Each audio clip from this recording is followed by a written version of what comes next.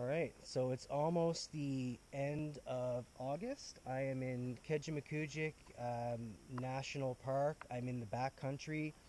Yesterday, my family and I completed a 20-kilometer hike all the way into Mason's cabin, which is a bare bones backcountry cabin that we're staying in for a few nights.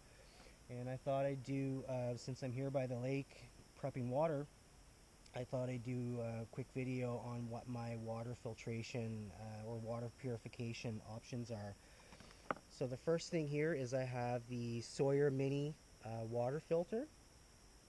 And the way it works is if I have an immediate need to get some water quickly, I can put the little straw on the end here and I can get a sip of water this way directly from the lake. If I'm looking to transport water, I could take the squeeze water filtration system that comes with the kit. I could fill it up.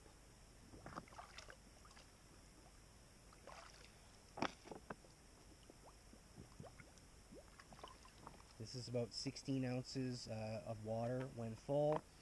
There's a cap which I left back at the camp. I could put the cap on and transport 16 ounces of water. When I'm ready to take a drink, I can pop the filter directly on here and just get a drink this way. And the water is ready to go. Or, let me just dump this out. I could take this and transport it into my canteen and fill the canteen up with water that's already been filtered. So that's the Sawyer Mini filtration system. The second thing that I always have in my first aid kit is water purification tablets. I've tried a few different tablets over the years. I've moved away from iodine because I've had people complain about the coloration of the water and the taste. So after some experimenting, these are the tablets that I'm most comfortable working with. So this is the Katadyn micropur MP1 water purifier tablet. So what I would do here is just take one of the tablets out.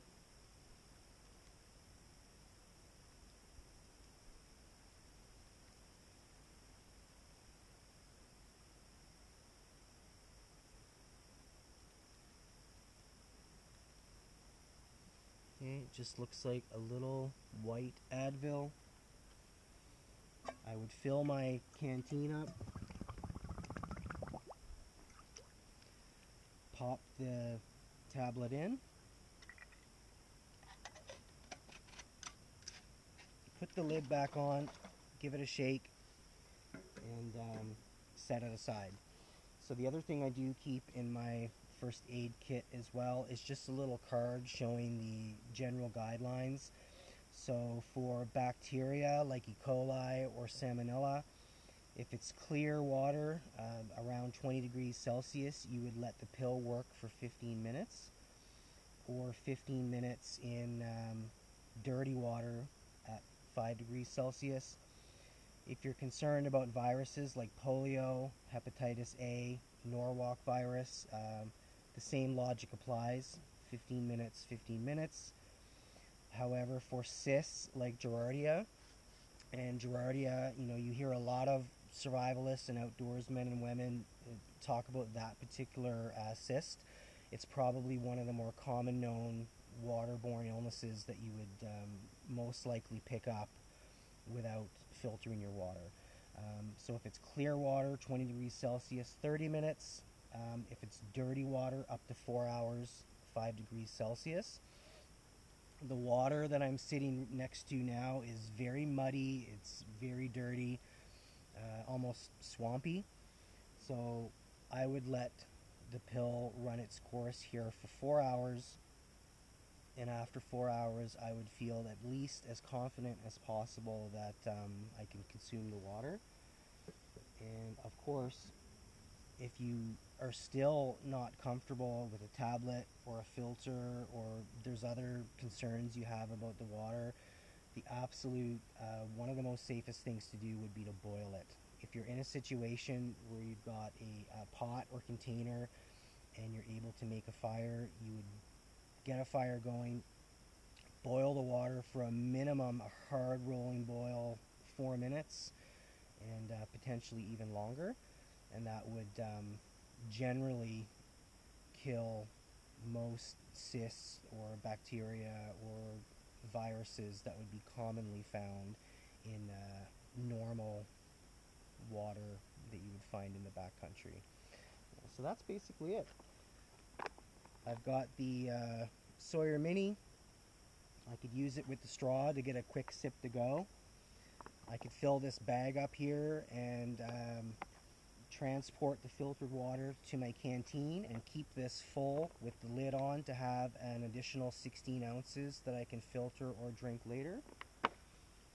I'll use the water purification tablets when I have a concern or a need and I'm not comfortable with just the filter. And thirdly, if I'm in the situation where I can start a fire, I'll just boil a pot of water and transport it to my canteen that way.